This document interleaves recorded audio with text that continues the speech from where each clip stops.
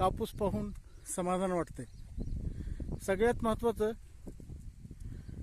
प्रत्येक जमिनीला मी 20-20-0 खत आणि रॅली गोल्ड पेरलं म्हणून तुम्ही पेरलं असं नसतंय।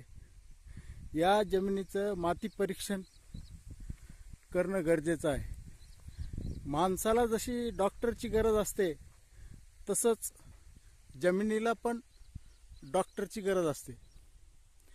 आणि जमिनीची माती तपासल्यामुळं जमिनीचं आरोग्य कळतं आणि आरोग्यामध्ये प्रामुख्यानं सेंद्रिय कर्ब, नत्र, स्फुरद, पालाश यांचं प्रमाण, सूक्ष्म अन्नद्रव्य यांचं प्रमाण याविषयीची माहिती आपल्याला कळते। त्यामुळं या जमिनीला खत कोणता द्यायचा, कोणता कमी आहे, कोणता जास्त आहे यावरून खताचं गणित कळतं। मी या प्लॉटला पालाश अजिबात दिला नाही, कारण या जमिनीत पालाशचं प्रमाण अत्यंत भरपूर आहे। थोडंसं स्फुरद कमी आहे म्हणून 20-20-0 मध्ये सुपर फॉस्फेट टाकलं।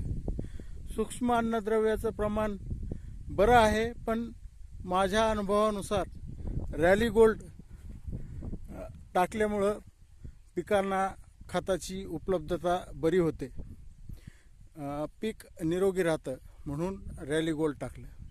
लक्षात ठेवा, माती परीक्षण